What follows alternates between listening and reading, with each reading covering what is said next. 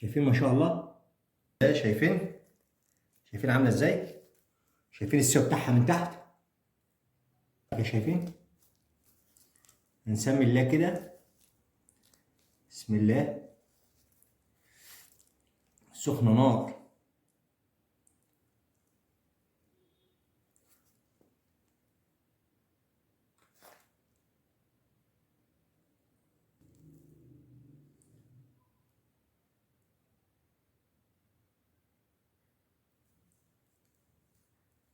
بسم الله.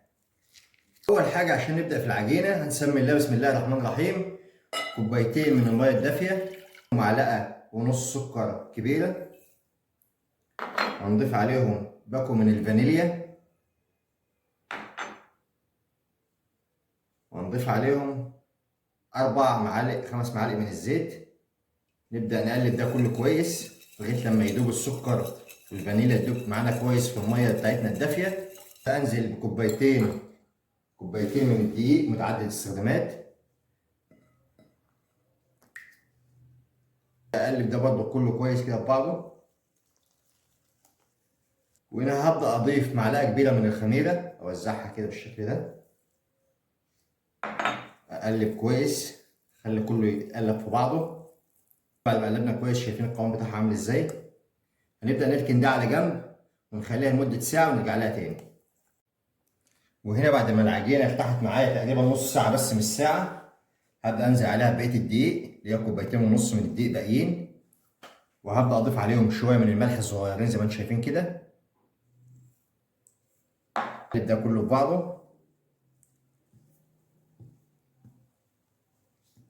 لف حواليها كده، ما تخليش فيها اي دقيق خالص. شايفين العجينه طريه عامله ازاي؟ ودقيق العجينه حوالي من 5 ل 7 دقايق.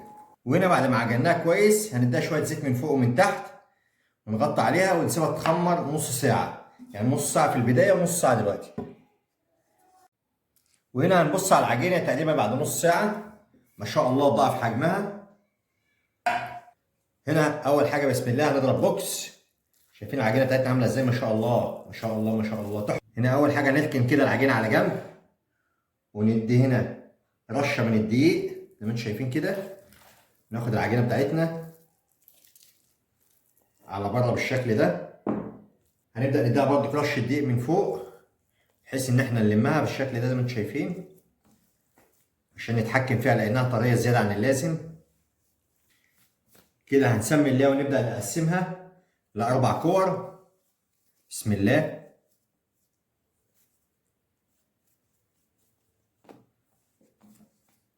حاول كل كره نعملها كده بحيث تديني دايره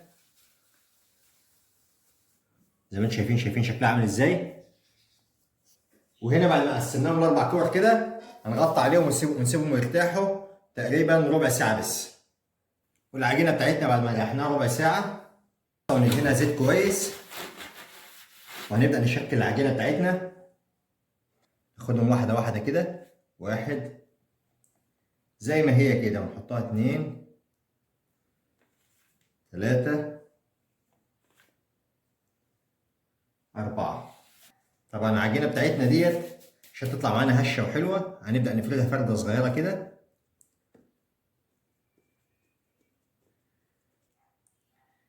هنا طبعا فردناها بالشكل ده. هنيجي لو عندنا سمسم او حبه البركه هنبدا على الجناب كده نرش رشه كده.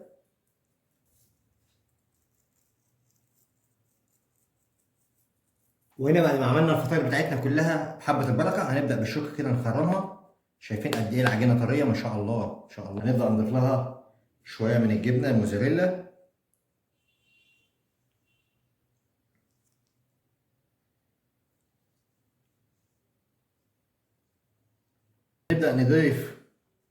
هنبدا نضيف للفطاير شويه من الفلفل الاخضر، نضيف لها كمان شويه من الفلفل الاحمر.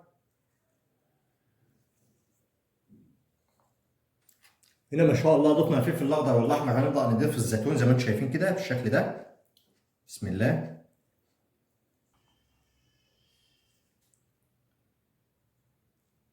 الفطاير ده هتيجي خفيفه قوي قوي قوي قوي. الفطاير ما شاء الله هتيجي خفيفه، والعجينه بتاعتها هشه وحلوه جدا. هنبدا دلوقتي نغطي عليها ونسيبها بس ربع ساعه وبعد كده ندخلها الفرن. طبعا بعد ما طلعت من الفرن شايفين ما شاء الله شكلها عامل ازاي؟ شايفين بالله عليكم؟